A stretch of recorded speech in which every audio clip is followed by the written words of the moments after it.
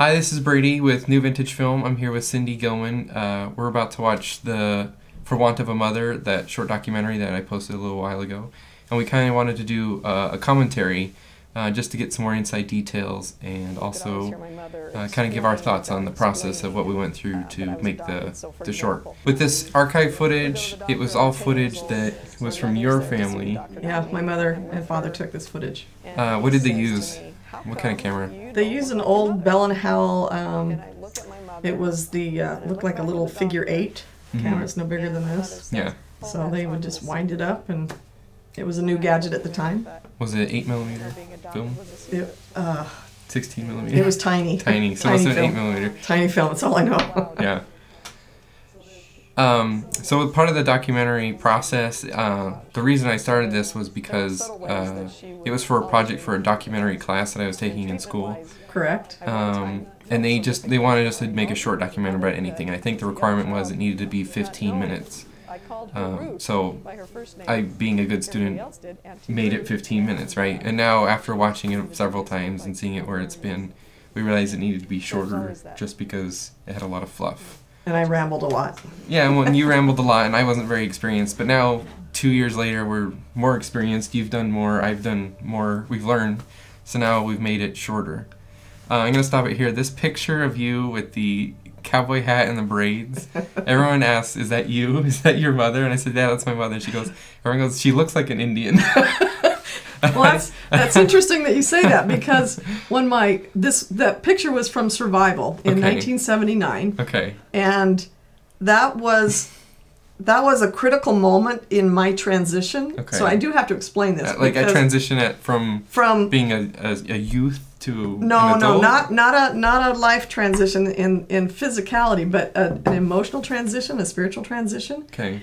And I went on Survival, and I wanted to go on Survival. It's a 28-day outdoor survival experience. Okay. So this was the peak of when I was at my angriest.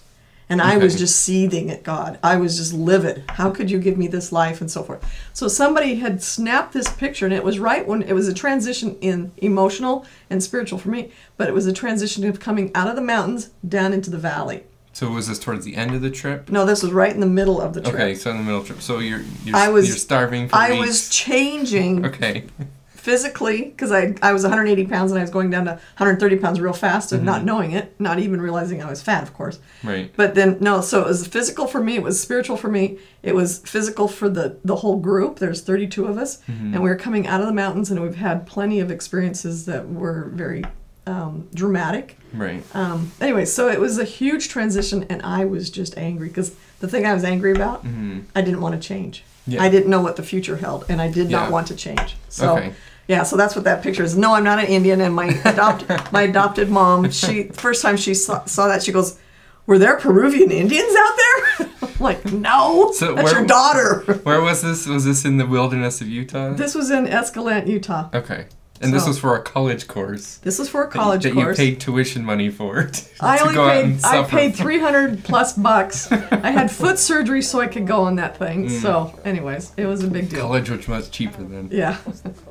Well, it was only like 1 credit, so. Yeah.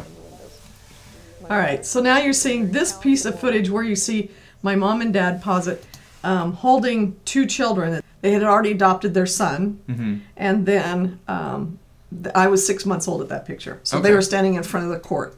Okay. So this is just after you've been officially adopted. Yeah, that was after I was officially adopted. Okay, now what about this picture here with, it looks like you and your brother with your mother? Yes. It looks like we're getting ready for school. It almost looks like you're getting ready for like Easter Sunday. Well, actually, now that I think about it, he's got a tie on, so probably not school. It's probably Easter. Okay. Or church or something. What year do you think this is?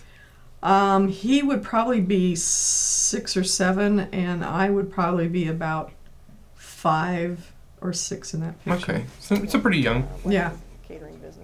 And she was a wedding caterer, so the fact that you found that footage out of all of the reels of footage that I had was amazing. And how much footage did you have? I had a box this big of small 3.5-inch reels. Okay.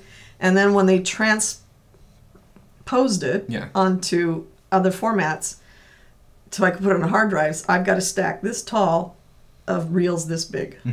Okay. So that's a lot of film footage. We have a lot of film footage. We have a lot of film footage. So the fact that you picked out, because I talked about her, I mean, I didn't know what footage you were going to operate with. Right. So you literally spent hours, I'm assuming. Yeah, we gleaning, fast forwarded through a lot of gleaning stuff. through all of this film footage that I had digitized, and the fact that there was a shot of her catering business sign, and those signs went on every vehicle we had, and we had several. Right. So, and then the fact that you found footage of my dad as an Edison worker.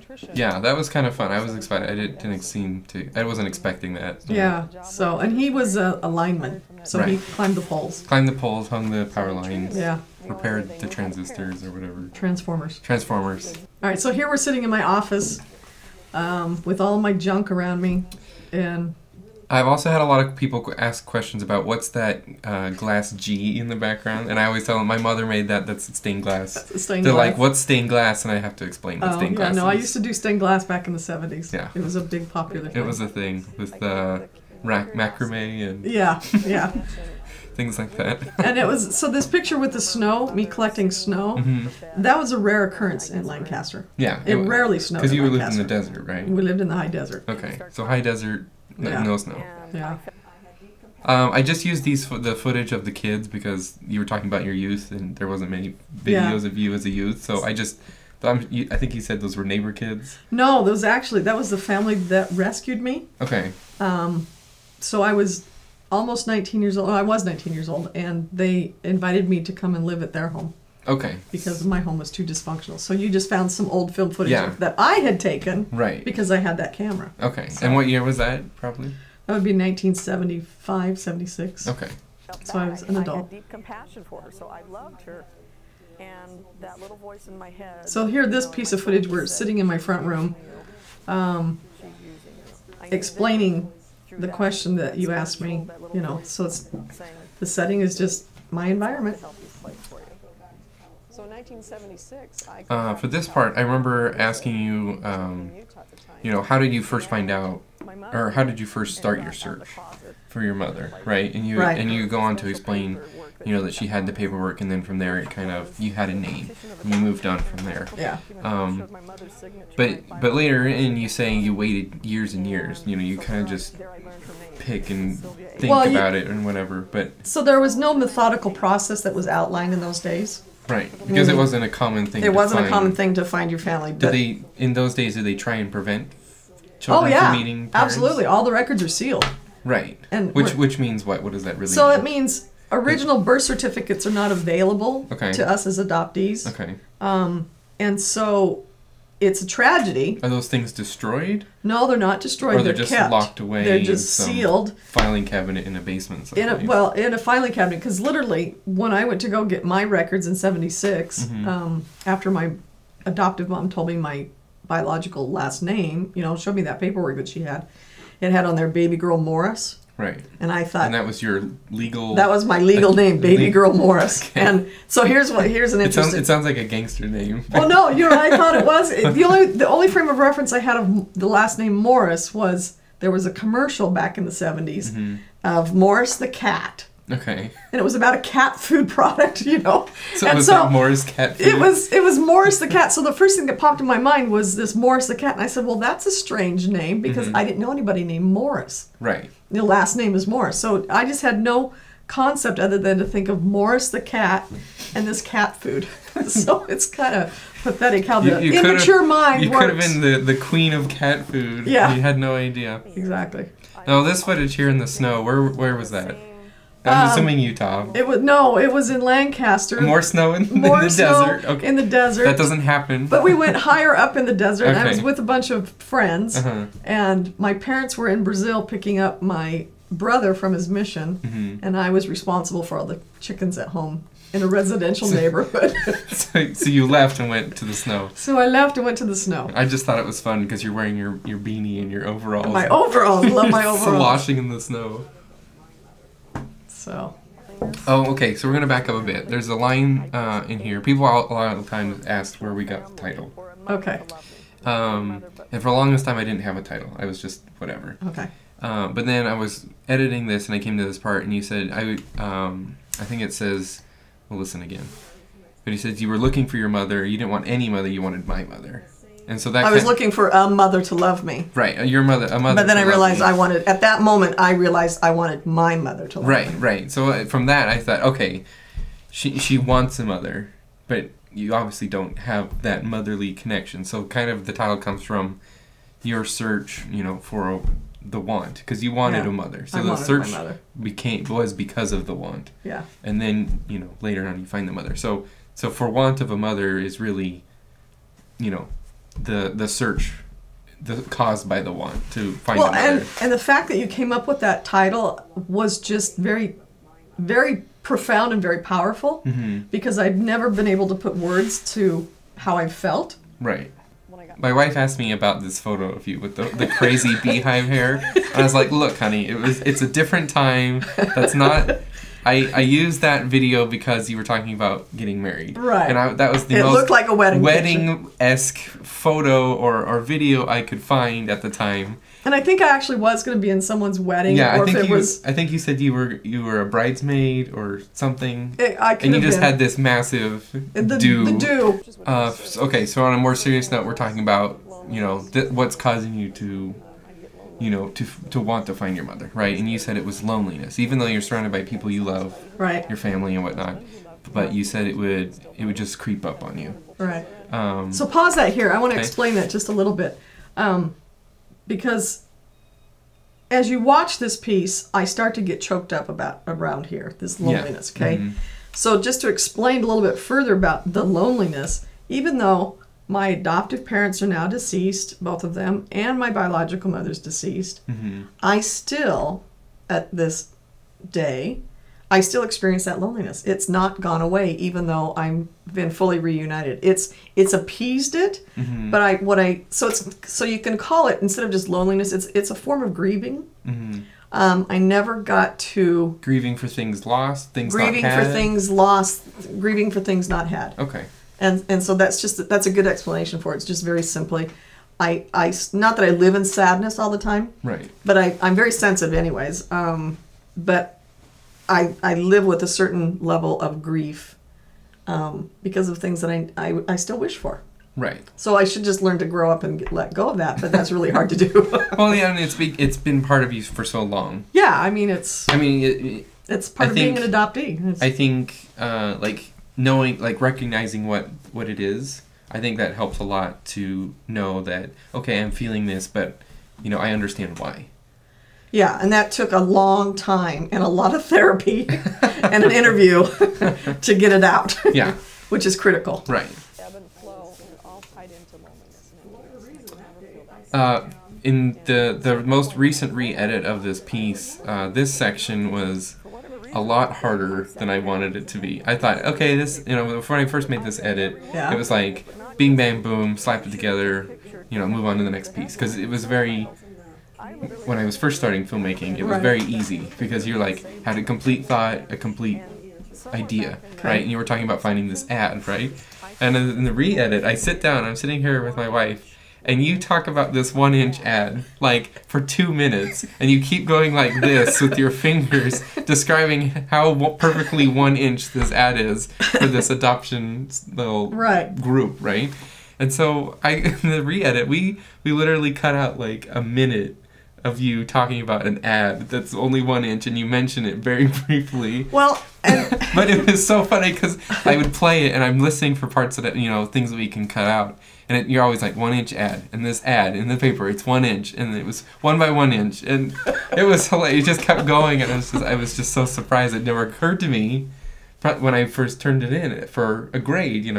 I thought, perfect, this is great, this is the perfect section, let's move on. And now that I look at it with more experienced eyes, I think. Well, okay, so it gets better. It gets better. So you now appreciate the value of me. Probably over expounding on a 1 inch ad, but I was correcting my grammar and I knew the camera was on, so I wasn't doing very well. But the fact that I found that ad, that's, to me, was overwhelming. Right. It was just hindsight. Yeah. I mean, I didn't realize the value of that little ad. Right. There I go, self-editing. Yeah. That little ad, because, like I said, I never read the newspaper. But that day, you weren't that kind of person. You would look at the front pages. Yeah, if it wasn't a pretty picture, and maybe on. look at what movies were coming out, and then no, I'd look at the life section to see the horoscopes. That's right.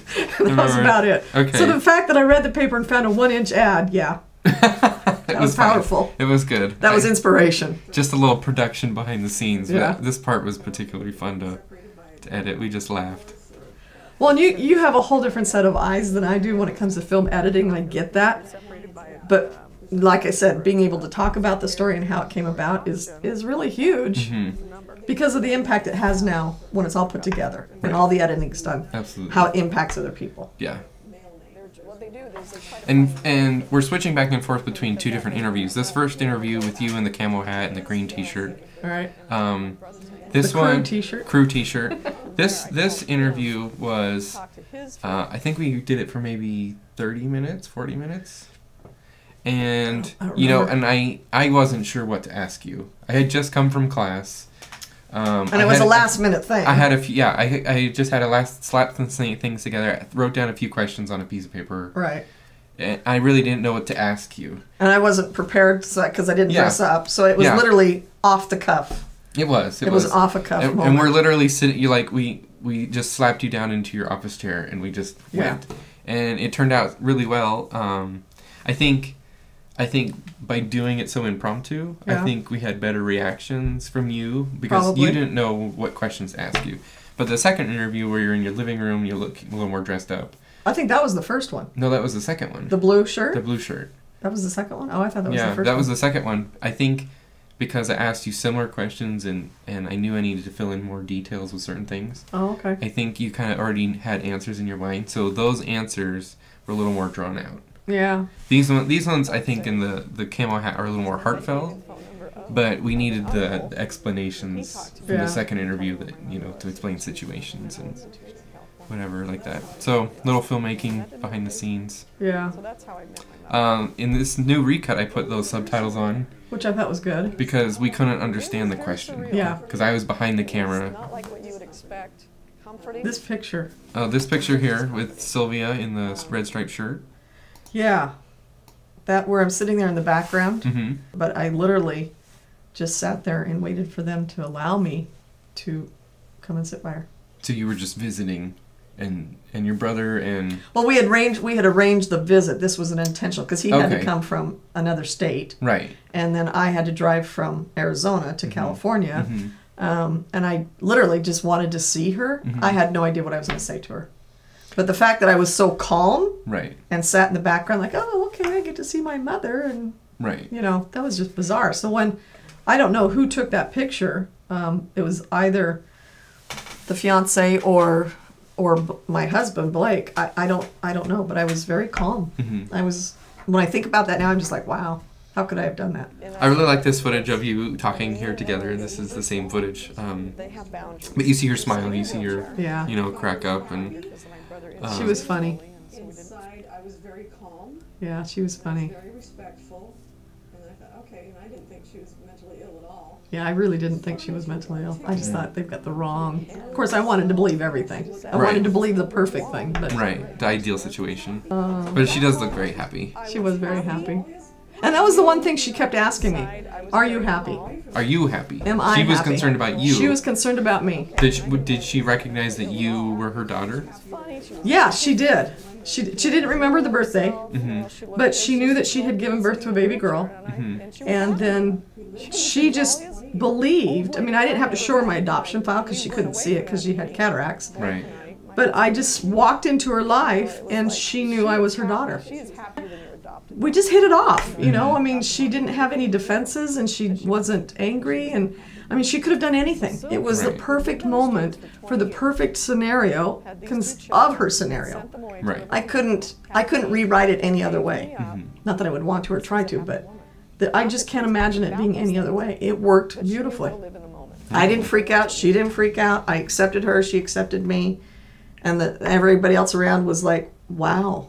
And now I didn't look like her at the time. Right. And as I get older, I start to realize how much I look like her. But yeah, so it was powerful. It was unique. It was very unique. So I'm glad it got caught on film. Yeah, and it's fantastic to be able to share it with people. Yeah.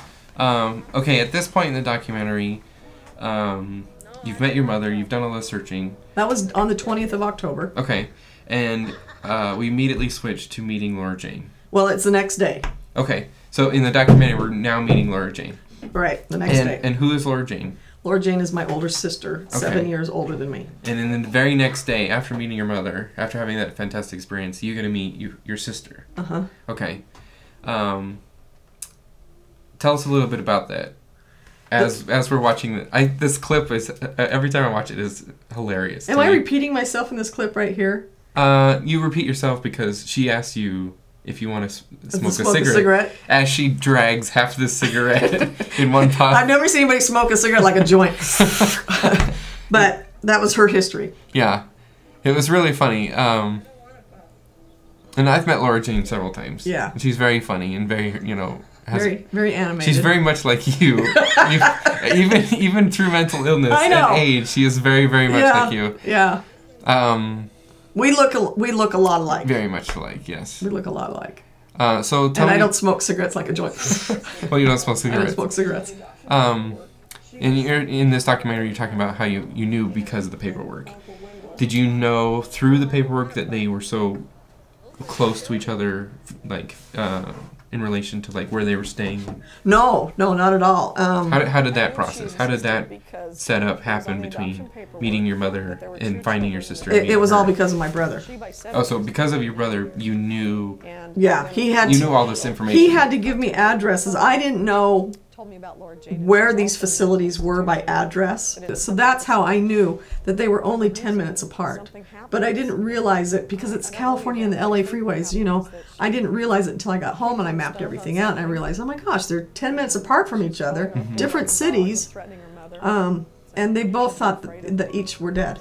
And I think Laura Jane has a really interesting story just because she was swept up in the 60s. Yeah. And, and you go on and explain in the documentary because of drugs and things that she's done. So her mental illness is because of her involvement with drugs. Well, it's kind of a catch-22 because paranoid schizophrenia is kind of a catch-22 phrase, meaning it's like the catch-all phrase of we don't know what's wrong with you, but something's clearly wrong because you're hearing voices and you respond to those voices where other people aren't hearing them. Well, with Laura Jane's situation, she did do the drugs in the 60s, and paranoid schizophrenia is brought on by two things: either the trauma in the 20s or drug-induced. Okay. So she had both. Drug-induced in the 20s as well, or drug-induced in any time? Well, if I were 43 and did drugs now, I probably wouldn't become paranoid schizophrenic. Right. Okay. So it's kind of a volatile time when you're in your 20s. If you do, is it a certain kind of drug? They actually don't know.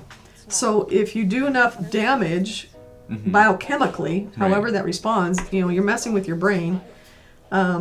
And I don't know exactly. Well, she did tell me one time what kind of drug she did. I think she did hash or hashish, and she's quite proud of it. But I don't know what she was stoned on at the time because obviously I wasn't involved. But from what they said, but the fact that she had a baby and gave that baby up in her 20s, and then was stoned in this particular event, I think I think my mom just called the cops, and I think that's where they took her and. They could clearly see that she was stoned, or clearly could see that she was mentally impaired. I don't know which came first. I have no clue. At this point in the documentary, you're explaining. You don't study for this kind of thing. You're explaining your experience with Laura Jane and meeting her and all that. And this story, I have to admit, when I first showed it, even though it was as bad as it was 2 years ago, my documentary teacher just broke down and cried. Oh, really? She's a very hard, very up-straight woman who does not share emotion, but she's very, it's cut and dry with her. I mean, that's why you got the grade you got. But the way the class was set up was everyone would pop in their movie, and you, the filmmaker, had to sit in the seat and face the audience. Oh. And the teacher was like 3 feet away from you. As part of the audience. And the rest of the audience, there was probably 10 or 15, well, maybe 20 kids in the class. Okay. Not a lot of people would drop out because this teacher was very hard. She's very difficult. And she wanted it that way. Right. Because we'd be better filmmakers or whatever. Right. And so I'm sitting here, and this woman, she's watching the film, and at this point she just covers her face and just crying, just weeping, not like loud, like in front of everyone, but she was just crying. And as it goes on, you're explaining your experience, how she comes up to you and hugs you, and then you share your experience and your feelings about that. And then my teacher couldn't speak, because normally she's giving comments and giving things, and she couldn't watch anymore. Oh my gosh! And I'm really touched. And I felt awful because I did that to her, and I did it with this awful movie that I made, right? And the more I watch it, and it touches a lot of people. A lot of people don't speak during this part. I've noticed that they don't want to look away, but they have a hard time feeling, sharing that, right? So that's a little behind the scenes thing. Wow, you never told me that before. Oh, I thought I had. No, that's wonderful. I mean, yeah, that's those kinds of responses still touch me when I hear them, and even when I watch my own little video that you created here. I mean, I don't own it, you own it, but I get to borrow it. Even when I watch it, I still get choked up because I hear the voices of, not literally, I hear the voices or the emails that I've read of how people have responded to this. Right. And so, yeah, I mean, but I did not know that about your teacher, so I'm even more grateful. Now I do have to add this. While we're filming this, I didn't have any reason to promote God or the Lord. Right. There was no reason. This is not a promotional video. But when I say that I knew, that was a very spiritual, powerful, personal revelation. Right. And yes, I believe in Jesus Christ, and yes, I believe in Heavenly Father that loves us, and so forth. So there was no other way to describe. I couldn't have said the universe. Right. The universe doesn't even apply in these kind of situations. I'm sorry, but there is only one creator in my mind. There is only one savior of this world, and I couldn't have put it in any other politically correct format. And when I was editing this together, and we talked about this after this first interview, that how involved do we get with God into this documentary? Yeah. And we thought, okay, well, do we cut it completely out? Do we ignore the mentions of it? Because you mentioned feelings and inspirations and things like that. Right. And I think me and you had a discussion. Do we cut that out? And I had even a discussion with my teacher about it. I said, adoption's a heavy enough subject. Do we include God into this situation? And she goes, it's up to you. And I said, well, at this point, from just having one interview done and having done a little bit of editing, I said it's inseparable. Yeah. I mean, as much as I wanted to make it politically correct. Well, and it's interesting because in film school, everyone's making films that are very violence heavy, cursing heavy.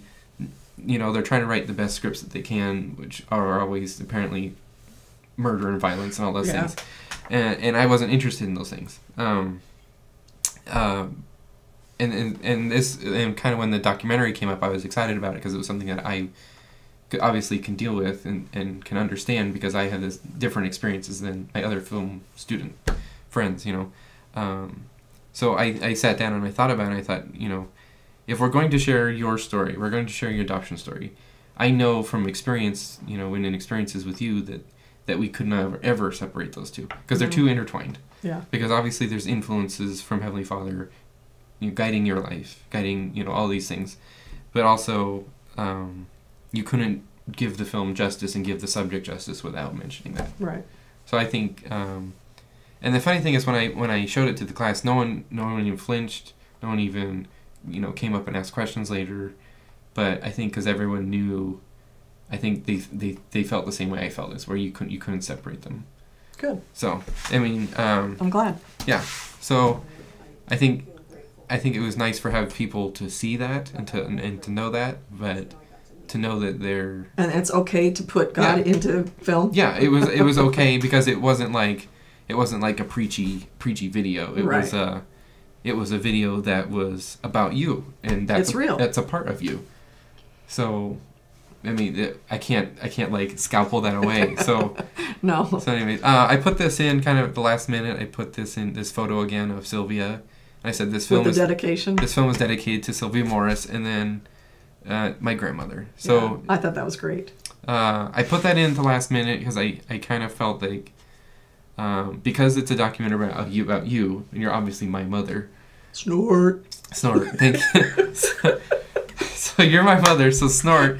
That because I was making this film, it wasn't for you. It was literally when this film was made. It was literally to get a grade for a class assignment. I wanted to do something that was more interesting than my fellow students because they were doing boring things. I wanted to do something that I was interested in. I wanted to know more about, and so that was what this film was. But I realized by the end of it, after I had done editing it, that I was doing this film. It was to get a grade, yes, but by the end of it, when I put this in, it was a film from me to you about your mother. Because, and it wasn't like a gift. I wasn't like gifting it, but it was.